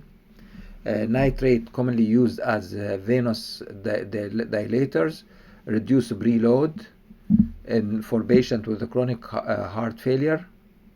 Hydralazine considered like arterial dilator and decrease afterload. So in this case, we combine these 2 medications together, and we have Bidel. Bidel here, you can see it. Bidel is like isosorbate dinitrate and hydralazine. Nitrate reduce preload, hydralazine reduce afterload. Nitrate considered like venous dilator, hydralazine arterial dilator. Okay, if patient intolerant of ACE inhibitor, if the patient is intolerant to the ACE inhibitor or ARBs, or if a traditional vasodilator response is required, a combination of hydralazine, isosorbate dinitrate may be used. So BiDil is combination therapy between two medication, hydralazine and isosorbate dinitrate, used for patient with who is not response to the traditional treatment such as ACE, ARBs, and another vasodilator. Okay, BiDil in a study showed improved symptoms and survival in black patients with heart failure with reduced ejection fraction on standard treatment. So improved survivor, improved symptoms and survivor in black patients. And the brand name BiDil and the combination between the considered like combination between nitrate and hydralazine. Okay. Take your time, read this question, then we try to answer the question together.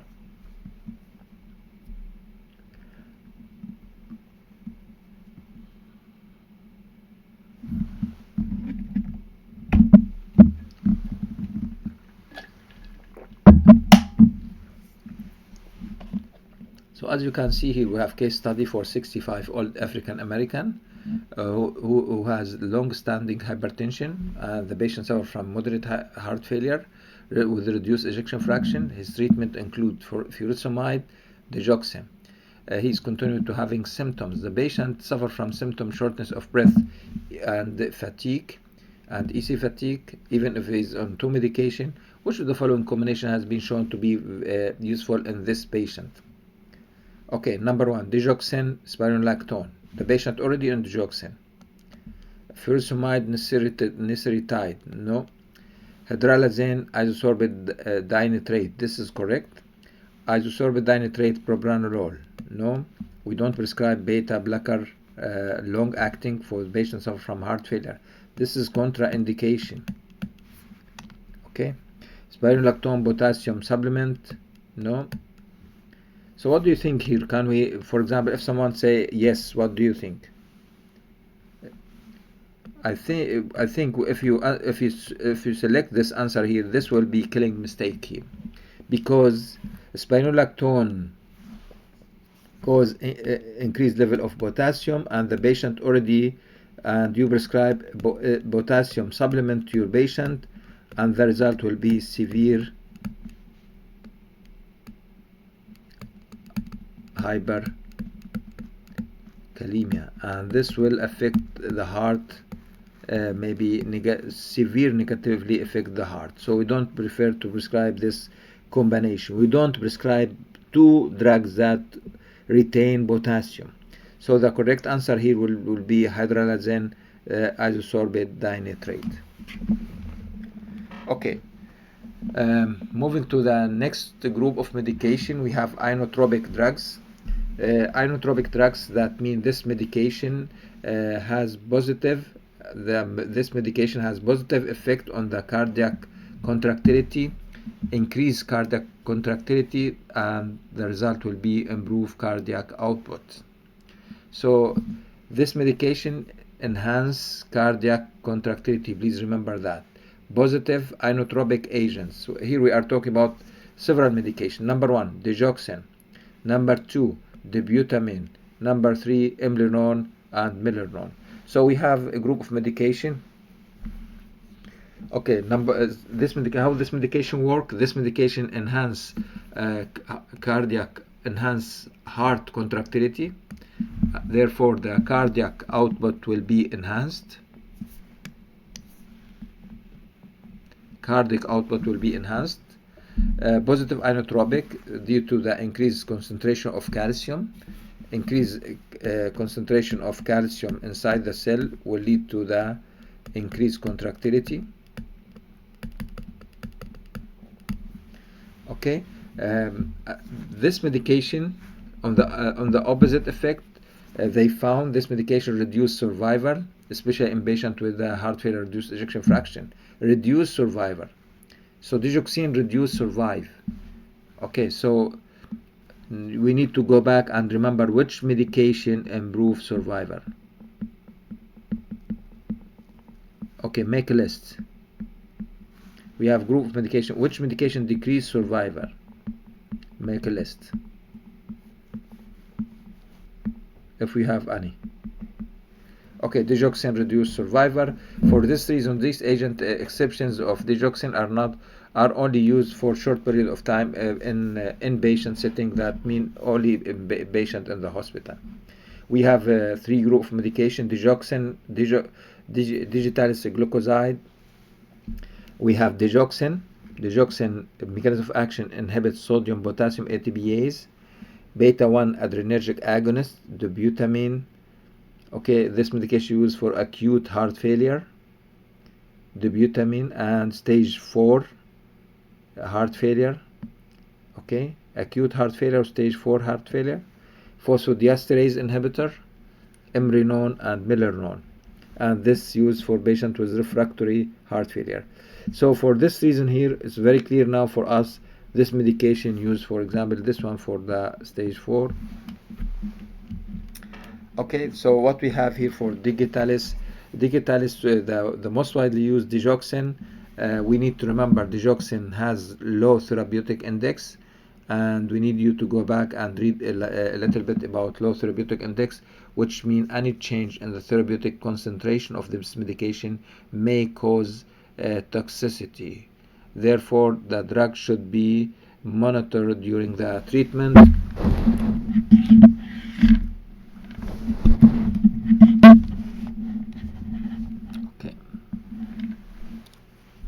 Okay, low therapeutic, and because that means the drug has a risk of toxicity if any change in the blood concentration.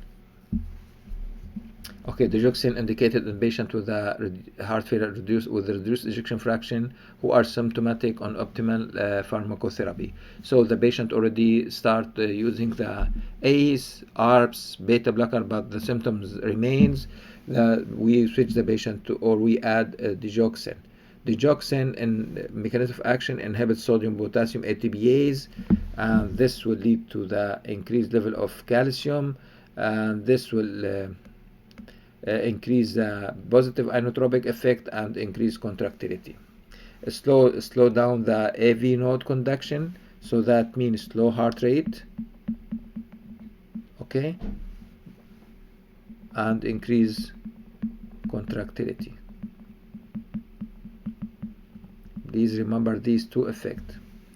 Digoxin, the patient with on digoxin may suffer from anorexia, nausea, vomiting, blurred vision, and if the patients are suffering from this side effect, may indicate toxicity, increased risk of cardiac arrhythmia, and decreased risk of decreased serum potassium may predispose patient to the digoxin toxicity, decreased level of potassium.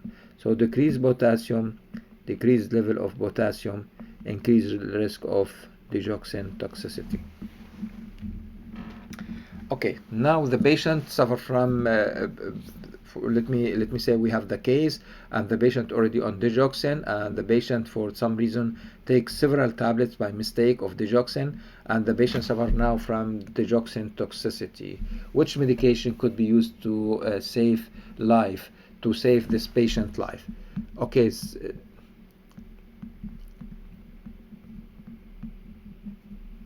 do we have antidote for the case here? So the antidote for the case called Digifab, digoxin immune antigen binding fragments, Digifab. So we have it here, Digifab, digoxin immune fab, and this medication used as life-threatening digoxin intoxication. So this is antidote. Okay, to rescue your patient, antidote.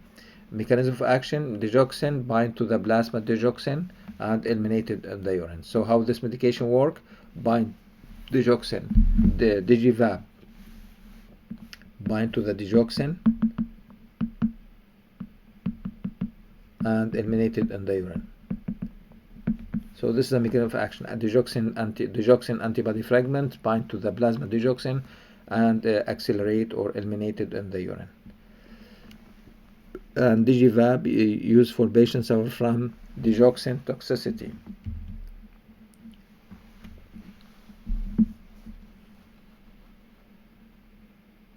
I'll give you 30 seconds to read the case.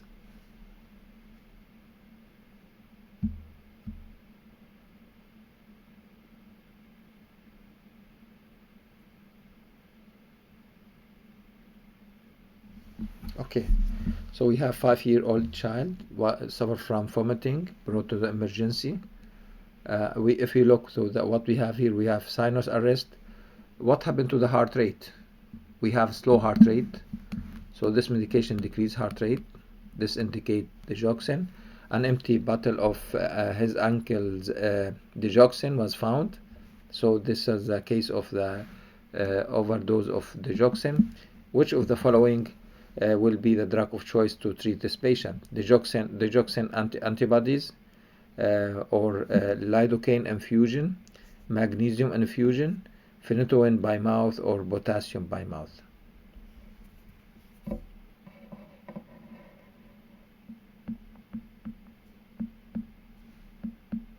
Digoxin antibody will be the correct answer.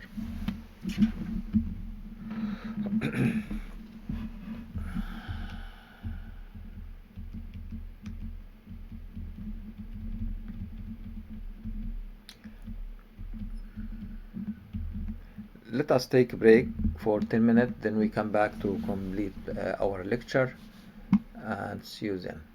Hello everyone, we will continue with the last part of clinical pharmacology and drug used for heart failure, and we have few medication left, but this medication considered like important medication for the emergency for acute heart failure. We are going to speak about the butamine, dopamine, niseratide, and some other medication.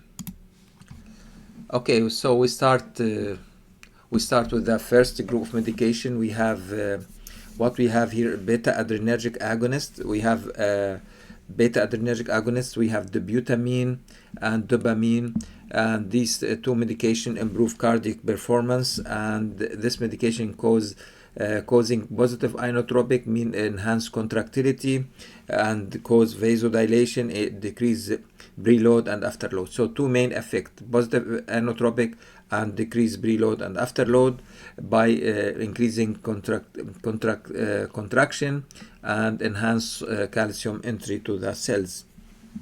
This medication mainly used IV for acute heart failure, as you can see here, for acute heart failure and short-term use. When the patient discharged from the hospital, will be transferred to the oral medication. So this medication IV for emergency use only. So we have the butamine and dopamine. How this medication work? Okay, so the butamine mainly stimulate beta-1 receptor, and to consider like beta-1 selective agonist. Dopamine is non-selective. Dopamine stimulate beta receptor, dopamine stimulate alpha receptor, dopamine stimulate dopamine receptor. So dopamine considered non-selective. Both of them available IV medication. Okay, this is maybe explanation for the IV. The butamine beta-1 receptor stimulate cyclic AMP, increase calcium, increase contractility. Phosphodiesterase inhibitor in this medication inhibit phosphodiesterase, lead to the increased level of cyclic AMP, and this increase contractility of the heart. Okay, we have one medication here. We have milrinone. One medication. This milrinone considered like phosphodiesterase inhibitor, increased cyclic AMP, increased level of calcium, and enhanced contractility. Milrinone available intravenous. This medication used for acute heart failure. So now we have 3 medication for acute heart failure. Another one, milrinone. Another one for acute heart failure, we can type here number 4, dopamine, but this one is not 100%. This one we can use it, yes. This one, yes, yes, and yes. So this is the most popular used medication for the heart failure. For acute heart failure, we have niseratide, milrinone, butamine, and dopamine. So this is a list here. We need to remember this list, and this medication used IV: niseratide, milrinone, butamine, dopamine. This medication used for acute heart failure emergency IV.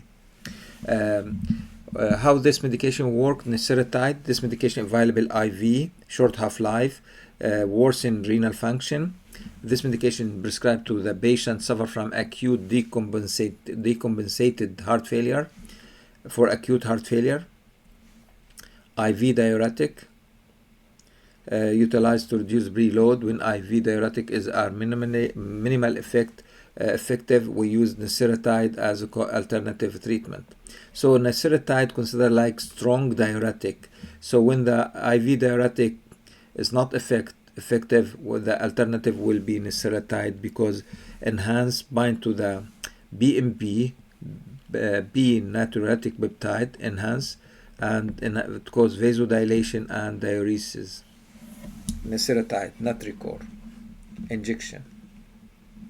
Single use only. We have the injection there in the corner.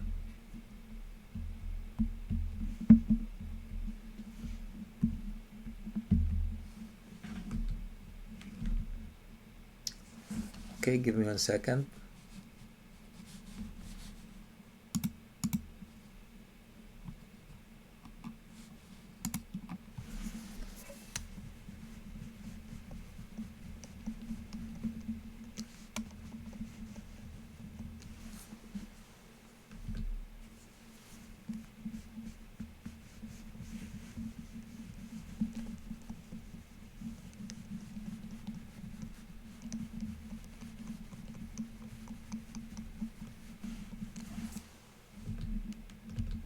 Okay, move again to the lecture. Okay, so we have a few questions here to summarize our lecture about heart failure. Which of the following agent decrease mortality in congestive heart failure? We talk about decreased mortality or improve survival. Lisinopril, olmesartan, Bidel, Ivabradine, Niseretide, Carvedilol, and digoxin. I will add digoxin here. Okay. Lisinopril, decrease mortality, improve survival, yes. Olmesartan, yes. Bidel, yes. Ivabradine, no. Niseretide, no. Carvedilol, yes. Spironolactone, yes. Digoxin, no. Digoxin decrease survival. Okay, which of the following prolong half-life in patient with congestive heart failure in spite of having negative inotropic effect? So prolong half-life, that mean increase. We talk about increased survival. Here inotropic, that mean negative or decrease contractility of the heart. So we start with furosemide. Furosemide considered like diuretic. And diuretic decrease blood volume. And no effect on the contractility or survival. Moving to the enalapril, ACE inhibitor. ACE inhibitor improves survival but no effect on the contractility. There is no positive or negative effect. Digoxin, negative effect on inotropic. What do you think, negative or positive? Positive, enhance contractility. Okay, but with the digoxin, they found digoxin decrease survival. It's not correct answer, digoxin. So digoxin, they found digoxin decrease survival. The only one in this group, dobutamine. So dobutamine stimulate beta 1 receptor, increase contractility, and use IV for acute heart failure emergency. No effect on survival.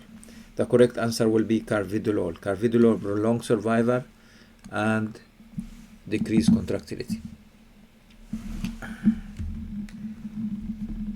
Okay, so what we have here, I think this case study brought in the beginning, and we already discussed it with you. And the situation here, we tried to summarize the case study During the camping in National Park, 55-year-old man experienced shortness of breath during physical activity. He has a history of poor controlling hypertension. So the symptoms appear during exercise, during physical exercise. He has maybe uncontrolled hypertension. He suffers from edema, fatigue, mild shortness of breath. If you look on the hypertension, he suffers from stage 2 hypertension. He has enlargement of heart or cardiotrophy or hypertrophy. Ejection fraction 30%. What is the stage and the class of this for this patient? Heart failure. So what is category here for this patient? Stage and the class. What do you think? If you remember, stage 1 or class 1, no symptoms. This patient suffers from symptoms, but there is no symptom for stage 1, no symptoms. Stage 2, slight symptoms. Stage 3, markedly maybe suffer from symptoms. Stage 4, symptoms at rest. Here we have marked symptoms here. So you can see here, I agree with the 2 or stage with the symptoms. Which one with the symptoms? Say C, between C and B. But for 2, this one here for class 2 will be appropriate because we have symptoms, but we don't have any, not marked symptoms, like mild symptoms. The patient able to move and go for camping, vacations. He has blood pressure uncontrolled. He suffer from. What treatment is indicated for this patient? We prefer to start with the ACE inhibitor. The alternative will be ARBs. We can also add, or we can discuss spironolactone. So this is the drug of choice. Okay, for more information about the treatment algorithm and guidelines, how to treat patients with heart failure, stage A, B, and C, we have guidelines, and we recommend students to review this information in the link in the Access Pharmacy. We can discuss it in the classroom. Stage C and D, what medication we can use, the same issue here. We can refer the student to the link. Guidelines directed for algorithm. And that's it for the heart failure today. And we cover most of the information.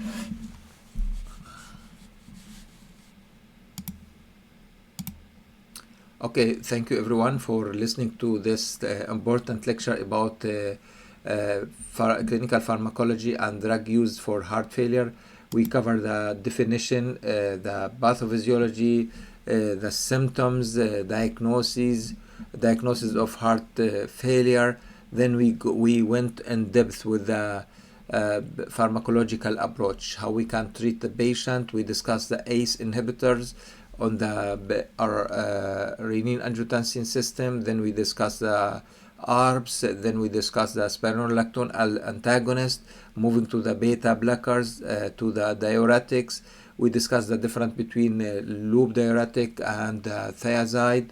And then we move to the acute heart failure. For example, we have dobutamine, dopamine, we have nisiratide, Ivabradine, a group of medication. All these medications considered in the maybe chronic heart failure or acute heart failure. And we discussed briefly with a side effect about, for example, we mentioned the hypokalemia. Also important issue, we discussed digoxin as a class 4 for heart failure. I hope this lecture will be beneficial for everyone. And if you have any question, please don't hesitate to send me a message or text me or email me. Thank you so much again, and have a great day.